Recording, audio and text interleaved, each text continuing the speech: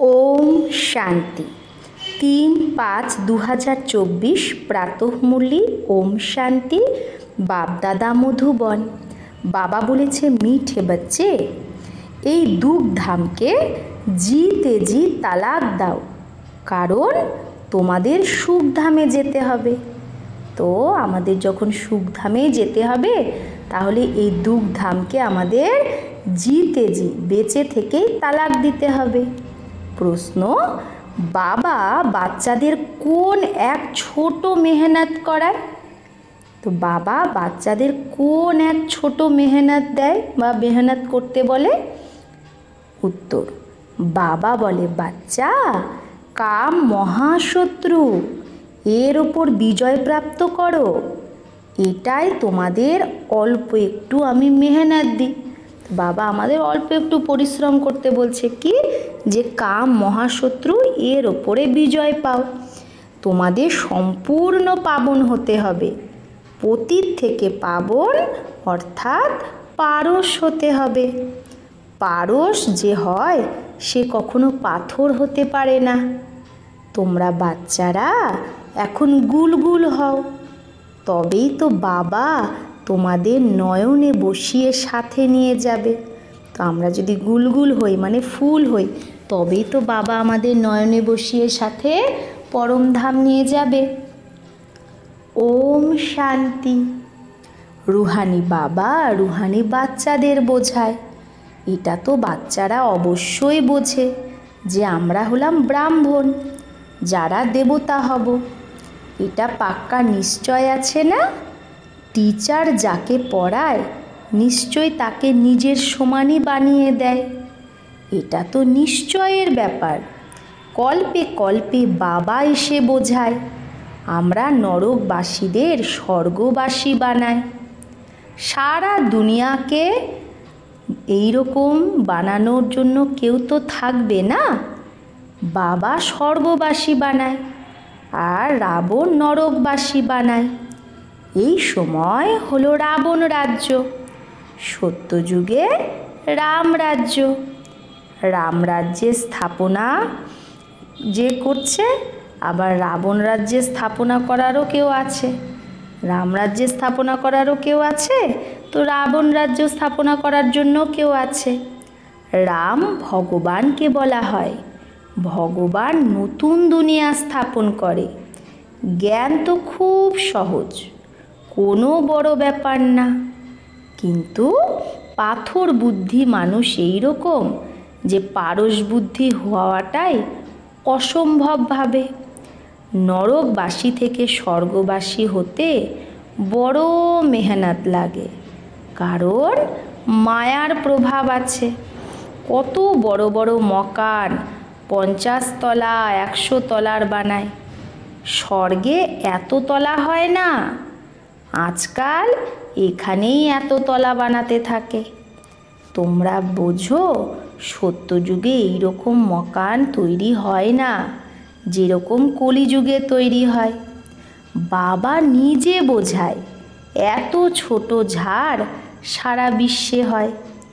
তো মানে খুব অল্প মানুষ থাকে সেই সত্যযুগে, তাই সেখানে এত তলা আদি বানানোর দরকার হয় না। এই যে এত তলা যে বানাচ্ছে, এরকম বিল্ডিং বানানোর দরকার হয় না।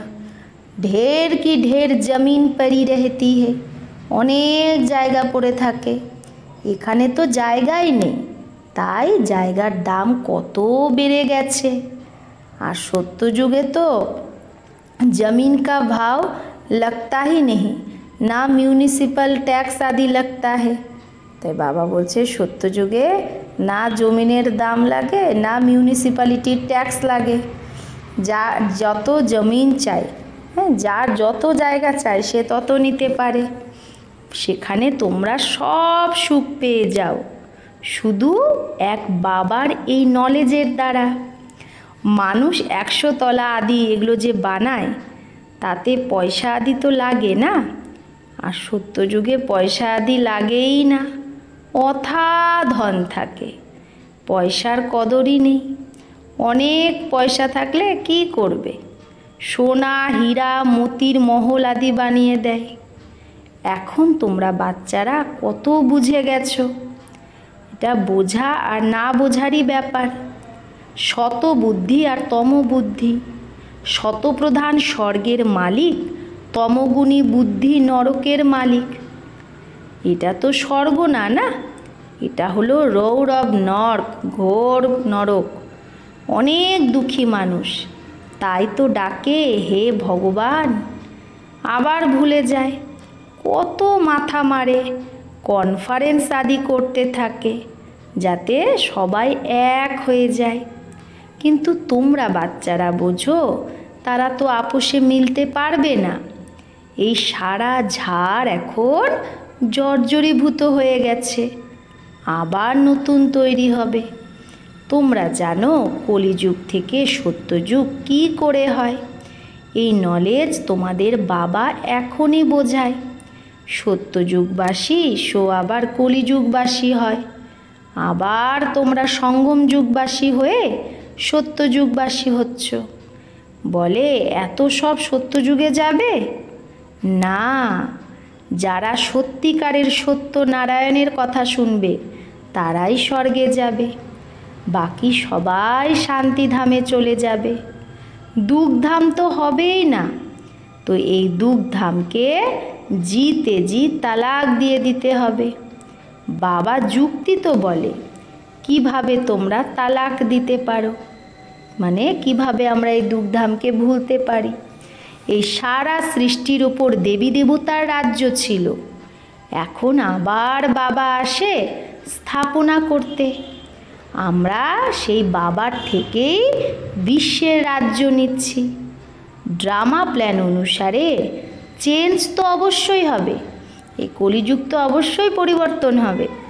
এটা হলো পুরানো দুনিয়া, একে সত্যযুগ কী করে বলবে? কিন্তু মানুষ একদমই বোঝে না যে সত্যযুগ কী জিনিস। বাবা বোঝায় এই নলেজের জন্য সেই যোগ্য যে অনেক ভক্তি করেছে, যে অনেক ভক্তি করেছে সেই এই নলেজ পাবে, তাদেরই বোঝানো উচিত। বাকি যে এই কুলের হবেই না সে বুঝবেও না। তো তো ফির ऐसे ही, তাহলে এমনি এমনি টাইম ওয়েস্ট কেন করা উচিত তার পেছনে? আমাদের ঘরানারই যদি না হয় তো কিচ্ছু মানবেও না।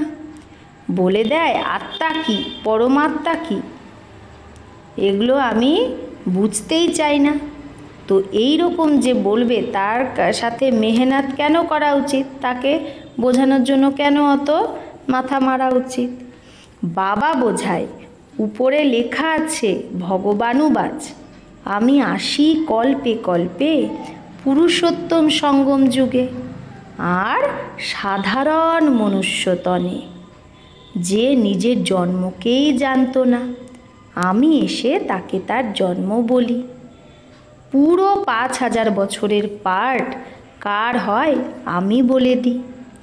যে প্রথম নাম্বারে আসে তারই তো পার্ট হবে না। শ্রীকৃষ্ণের মহিমাও গায়। ফার্স্ট প্রিন্স অফ সত্যযুগ, মানে সত্যযুগের প্রথম রাজকুমার। সে वहाँ फिर 84 जन्मों के बाद क्या होगा वही। তো সেই শ্রীকৃষ্ণের আত্মায় 84 জন্ম পরে কি হবে? ফার্স্ট বেগার, প্রথম বেগার, ভিখারি। বেগার টু প্রিন্স, আবার বেগার, ভিখারি থেকে আবার প্রিন্স হবে। হ্যাঁ, এখানে ভিখারি মানে কাঙাল। যে এত বড় রাজকুমার ছিল, এত ধন দৌলত ছিল, 16 কলা ছিল, তো সব কিছু হারিয়ে গেছে। তাই বেগার থেকে আবার সে এখন প্রিন্স হবে, আবার প্রিন্স থেকে বেগার হবে। তোমরা বোঝো প্রিন্স থেকে বেগার কি করে হয়। আবার বাবা এসে কড়ি থেকে হীরার মতো বানায়। যে হীরা ছিল সেই আবার কড়ির মতো হয়ে যায়। পুনর্জন্ম তো নেয় না। সব থেকে বেশি জন্ম কে নেয় এটা তোমরা বোঝো। প্রথমে প্রথমে তো শ্রীকৃষ্ণকেই মানবে, তার রাজধানী, অনেক জন্ম তারই হবে। এটা তো খুব সহজ কথা, কিন্তু মানুষ এই কথাগুলোকে ধ্যানই দেয় না। বাবা বোঝায় তো ওয়ান্ডার খায়। বাবা অ্যাকিউরেট বলে, ফার্স্ট সো লাস্ট, ফার্স্ট হীরার মতো, লাস্ট কড়ির মতো, আবার হীরার মতো হতে হবে, পাবন হতে হবে। এতে কষ্ট কি? পারলৌকিক বাবা অর্ডিন্যান্স বের করে, আদেশনামা, কাম মহাশত্রু। তোমরা পতিত কিভাবে হও? বিকারে গেলেই তোমরা পতিত হয়ে যাও। তাই তো ডাকো, হে পতিত পাবন এসো। কারণ বাবা তো এভার পারস বুদ্ধি, সে কখনো পাথর বুদ্ধি হয় না। कनेक्शन ही उनका और पहले नंबर जन्म लेने वाले का हुआ। तो কানেকশানই বাবার সাথে প্রথমে কার হলো? যে প্রথম নম্বর জন্ম নিয়েছে। দেবতারা তো অনেক হয়, কিন্তু মানুষ কিচ্ছু বোঝে না। ভগবান তো একজন হয়, দেবতা তো অনেক হয়, কিন্তু মানুষ কিছুই বোঝে না। খ্রিস্টিয়ানরা বলে ক্রাইস্টের 3000 বছর আগে প্যারাডাইস ছিল। वो फिर भी पिछाड़ी को आए हैं ना।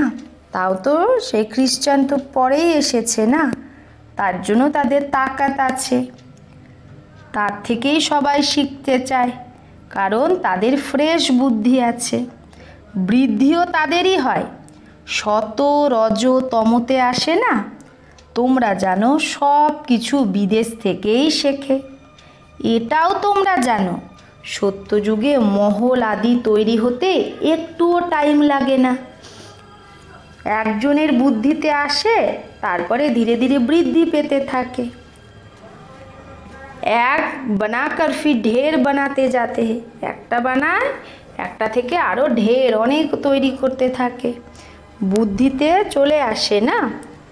साइंस जरा तुम्हारे पास ऊंच हो जाती है, तो साइंस वालों की बुद्धि तुम्हारे पास ऊंच हो जाती है। তাহলে সত্য যুগেও সেই সায়েন্স वालोদের বুদ্ধি সেখানে কি হয়ে যায়? উঁচু বুদ্ধি হয়ে যায়, মানে একদম তাদের ক্লিন ফ্রেশ বুদ্ধি হয়ে যায়, ঝট করে মহল বানাতে থাকে। এখানে মকান বা মন্দির বানাতে 12 মাস লেগে যায়। আর সত্য যুগে তো ইঞ্জিনিয়ার আদি সব হোশিয়ার হয়, সেটা হলোই গোল্ডেন এজ। পাথর আদি তো সেখানে হবেই না। এখন তোমরা বসে আছো, বসে বসে খেয়াল করতে থাকো, আমরা এই পুরানো শরীর ছাড়বো, তারপরে ঘরে যাব, সেখান থেকে আবার সত্য যুগে যোগ বলের দ্বারা জন্ম নেব। তো বাচ্চাদের খুশি কেন হয় না? চিন্তন কেন চলে না? যে মোস্ট সার্ভিসেবল বাচ্চা, তার চিন্তন অবশ্যই চলতে থাকবে। যেরকম ব্যারিস্টারি পাশ করে তো বুদ্ধিতে চলে না, আমি এই করব ওই করব। তোমরাও বোঝো আমি এই শরীর ছেড়ে গিয়ে ওখানে প্রিন্স হব, ইয়াদের দ্বারাই তোমাদের আয়ু বৃদ্ধি পাবে।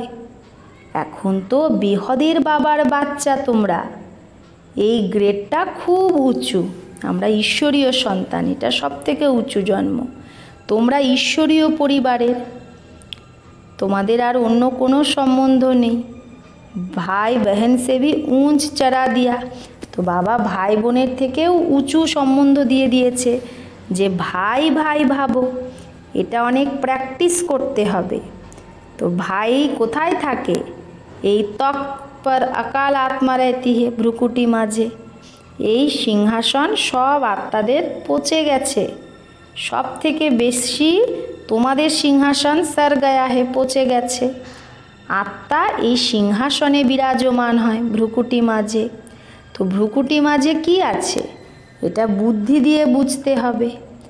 আত্মা একদম সূক্ষ্ম, স্টারের মতো। বাবাও বলে আমিও বিন্দু, আমি আবার তোমাদের থেকে বড় থোড়েই। বাবাও সূক্ষ্ম, আমরাও সূক্ষ্ম। তোমরা জানো আমরা শিব বাবার সন্তান। এখন বাবার থেকে বর্ষা নিতে হবে, তাই নিজেদের ভাই ভাই আত্মা ভাবো। বাবা তোমাদের সম্মুখ পড়াচ্ছে, আগে গিয়ে তোমাদের আরও আকর্ষণ হতে থাকবে। আর এই বিঘ্ন ড্রামা অনুসারে পড়তেই থাকবে। এখন বাবা বলে তোমাদের পতিত হলে হবে না, এটা অর্ডিন্যান্স, আদেশ। এখন তো আরোই মানুষ তমপ্রধান হয়ে গেছে, বিকার ছাড়া থাকতেই পারে না। যেরকম গভর্নমেন্ট বলে মদ খেও না, তাও মদ ছাড়া থাকতেই পারে না। আবার उनको ही शराब पिलाए डायरेक्शन देते हैं फलानी जगह बम सहित गिर जाओ। আবার কি করে, তাদেরকেই আবার মদ খাইয়ে ডাইরেকশন দেয়, অমুক জায়গায় বোম নিয়ে একদম বোম ব্লাস্ট করে দাও। কত লোকসান হয়। তোমরা এখানে বসে বসে বিশ্বের মালিক হও। আর ওরা তো কি করছে, বসে বসে বোম ছাড়ছে সারা বিশ্বের বিনাশের জন্য। কীরকম চাটাভেটি। তোমরা এখানে বসে বসে বাবাকে ইয়াদ করো আর বিশ্বের মালিক হয়ে যাও। যে করেই হোক বাবাকে অবশ্যই ইয়াদ করতে হবে। এতে হঠযোগ করা বা আসন আদি লাগানোর কোনো ব্যাপার নেই যে আসন করে বসতে হবে, হঠযোগ করতে হবে না। বাবা কোনো কষ্ট দেয় না, যেরকমভাবেই বসো শুধু বাবাকে ইয়াদ করো যে আমি মোস্ট বিলাভেড প্যারে বাচ্চা। তোমাদের বাদশাহী তোমরা এত সুন্দরভাবে পাও, যেরকম মাখন থেকে চুল বের করে সেই রকম। গায়ো সেকেন্ডে জীবন মুক্তি। যেখানেই বসো ঘোরো ফেরো বাবাকে ইয়াদ করো। পবিত্র হওয়া ছাড়া কি করে যাবে, না হলে সাজা খেতে হবে। যখন ধর্মরাজের কাছে যাবে তখন সবার হিসাব কিতাব চুক্তি হবে। যত পবিত্র হবে তত উঁচু পদ পাবে। ইমপিওর যদি থাকো তাহলে শুখা রোটলা খাবে। যত বাবাকে ইয়াদ করবে তত পাপ কাটবে। এতে খরচা আদির তো কোনো ব্যাপারই নেই। ভলে ঘরে বসে থাকো, তাও বাবার থেকে মন্ত্র নিয়ে নাও। কোন মন্ত্র? মন মনা ভব। এটা হলো মায়াকে বশ করার মন্ত্র, মন মনা ভব। এই মন্ত্র পেয়ে যাও একবার, তারপরে ভলে ঘরে বসো, ঘরে থেকেই ইয়াদ করো। মুখ দিয়ে কিচ্ছু বলো না। অল পারবে বাদশাহীকে ইয়াদ করো। তোমরা বোঝো বাবাকে ইয়াদ করলেই আমরা শতপ্রধান হয়ে যাব, পাপ কেটে যাবে। ব্রহ্মা বাবা নিজের অনুভবও বলে, ভোজন করতে বসি, আচ্ছা আমি বাবাকে ইয়াদ করে খাই, আবার ঝট করে ভুলে যাই। কারণ গাওয়া হয় না, যার মাথায় এত মামলা, কত চিন্তা করতে হয়, কত খেয়াল করতে হয় ব্রহ্মা বাবার। অমুক আত্মা অনেক সার্ভিস করে, তাকে ইয়াদ করতে হবে। সার্ভিসেবল বাচ্চাদের খুব ভালোবাসে। তোমাদেরও বলে এই শরীরে যে আত্মা বিরাজমান উनको ইয়াদ করো, তাকে ইয়াদ করো। এখানে তোমরা আসোই শিব বাবার কাছে। তাই বাবা বলছে ব্রহ্মা বাবার ভ্রুকুটিতে যে আত্মা বিরাজমান তাকে ইয়াদ করো। কারণ আমরা তো যাই শিব বাবার কাছে। বাবা ওই পরম ধাম থেকে নিচে আসে। তোমাদের সবাইকেও বলে ভগবান এসেছে, আর তোমরাও সবাইকে বলো যে ভগবান এসেছে, কিন্তু বোঝেই না। যুক্তি দিয়ে বলতে হবে। হদ আর বেহদের দুটো বাবা। এখন বেহদের বাবা রাজাই দিচ্ছে। পুরানো দুনিয়ার বিনাশ সামনে দাঁড়িয়ে আছে। এক ধর্মের স্থাপনা অনেক ধর্মের বিনাশ হয়। বাবা বলে মাম একম ইয়াদ করো তো তোমাদের পাপ ভস্ম হয়ে যাবে। এটা হলো যোগ অগ্নি, যার দ্বারা তোমরা তমপ্রধান থেকে শতপ্রধান হয়ে যাবে। এই পদ্ধতি বাবাই বলে। তোমরা বাচ্চারা জানো বাবা সবাইকে গুল গুল বানিয়ে নয়নে বসিয়ে নিয়ে যায়। কোন নয়ন? জ্ঞানের নয়ন। আত্মাদের নিয়ে যায়। তোমরা তো বোঝো অবশ্যই যেতে হবে। তার আগে কেন না আমি বাবার থেকে বর্ষা নেব না? কামায়ও অনেক ভারী। বাবাকে ভুললে লোকসানও অনেক হয়। পাক্কা বিজনেসম্যান হও। বাবাকে ইয়াদ করলেই আত্মা পবিত্র হবে। আবার এক শরীর ছেড়ে আর এক শরীর নেবে। তো বাবা বলে মিঠে মিঠে বাচ্চা দেহি অভিমানী হও। এই অভ্যাস পাক্কা তোমার তৈরি করতে হবে। এই অভ্যাস নিজেকে আত্মা ভেবে বাবার কাছে পড়তে থাকো, তো বেড়া পার হয়ে যাবে, শিবালয়ে চলে যাবে। চন্দ্রকান্ত বেদান্তর মধ্যেও এই কথা আছে। বোট, নাও, নৌকা কিভাবে চলে, মাঝখানে আবার নৌকা থেকে নেমেও যায়, কোনো জিনিসের প্রতি দিল লেগে যায়, স্টিমার চলে যায়, তাহলে সেই জিনিসটাকে নিতে গিয়ে স্টিমার চলে যায়। তো এই ভক্তি মার্গের শাস্ত্র আবার হবে, তোমরা আবার পড়বে। আবার যখন বাবা আসবে তখন তোমরা সব ছেড়ে দেবে। বাবা আসেই সবাইকে নিয়ে যেতে। ভারতের উত্থান আর পতন কি করে হয়, কত ক্লিয়ার। এই সাবরা আর গোড়া এই কৃষ্ণই হয়। ব্রহ্মাস্য বিষ্ণু, বিষ্ণুস্য ব্রহ্মা। একজন তো শুধু হয় না, এটা সারা বোঝার ব্যাপার। শ্রীকৃষ্ণেরই কি ভি সমঝানি হে গোড়া আর সাবরা, মানে শ্রীকৃষ্ণ দিয়েই বোঝানো হয় সাবরা আর গোড়া। স্বর্গে যাও তো নরককে লাত মারে, দেখায় না শ্রীকৃষ্ণ স্বর্গে যাচ্ছে তো তার পাটা নরকের দিকে। এই চিত্রমে এটা ক্লিয়ার আছে। রাজাই চিত্রও তোমরা বানিয়েছো। अच्छा, मीठे मीठे सिकिलधे बच्चों प्रति माता पिता बाप दादा का याद प्यार और गुड मॉर्निंग। रूहानी बाप की रूहानी बच्चों को नमस्ते। हम रूहानी बच्चों की रूहानी माता पिता बाप दादा को याद प्यार गुड मॉर्निंग और नमस्ते नमस्ते नमस्ते। शुक्रिया बाबा, आपको लाख लाख शुक्रिया। धारणार जोन्नो मुख्य सार एक, বাবার অর্ডিনেন্সকে পালন করার জন্য, বাবার রায়কে পালন করার জন্য আমরা আত্মা আত্মা ভাই ভাই, ভ্রুকুটি মাঝে আমাদের স্থান। আমরা বেহদের বাবার বাচ্চা, আমাদের এটা হলো ঈশ্বরীয় পরিবার। এই স্মৃতিতে থাকতে হবে। দেহি অভিমানী হওয়ার অভ্যাস তৈরি করতে হবে। 2, ধর্মরাজের সাজা থেকে মুক্ত হওয়ার জন্য নিজের সব হিসাব কিতাব চুক্ত করতে হবে। মায়াকে বশ করার যে মন্ত্র পেয়েছো সেটাকে ইয়াদ রেখে শতপ্রধান হতে হবে। মানে মায়াকে বশ করার কি মন্ত্র পেয়েছি, মনমনা ভব, তো সে মনমনা ভব করেই শতপ্রধান হতে হবে। বরদান, বিন্দি রূপে স্থিত থেকে অন্য কেউ ড্রামার বিন্দি স্মৃতি যে দেওয়ায় সেই বিঘ্ন বিনাশক ভব। তো যে নিজে বিন্দি রূপে স্থিত থেকে অন্য কেউ ড্রামার বিন্দি স্মৃতি দেয় সেই বিঘ্ন বিনাশক ভব। যে বাচ্চা কোনো কথায় বা কোনো ব্যাপারে কোয়েশ্চেন মার্ক প্রশ্ন করে না, সদা বিন্দি রূপে স্থিত থেকে প্রত্যেক কার্যে অন্য কেউ ড্রামার বিন্দি স্মৃতিতে দেয়, মানে অন্য কেউ ড্রামার বিন্দি স্মৃতি দেয়, তাকেই বিঘ্ন বিনাশক বলা হয়। সে অন্য কেউ সমর্থ বানিয়ে সফলতার দিকে নিয়ে যায়। সে হদের সফলতার প্রাপ্তিকে দেখে খুশি হয় না, বরং বেহদের সফলতা মূরত হয়। সদা একরস, এক শ্রেষ্ঠ স্থিতিতে স্থিত থাকে। সে নিজের সফলতার স্বস্থিতি দ্বারা অসফলতাকেও পরিবর্তন করে দেয়। স্লোগান, দুয়া নাও আর দুয়া দাও, তাহলে খুব তাড়াতাড়ি মায়াজিত হয়ে যাবে। তো বাবা বলছে দুয়ায়ে লো, দুয়া নাও, দুয়া দাও, এই দুটো কাজ করলেই তুমি খুব তাড়াতাড়ি মায়াজিত হয়ে যাবে। আচ্ছা, ওম শান্তি।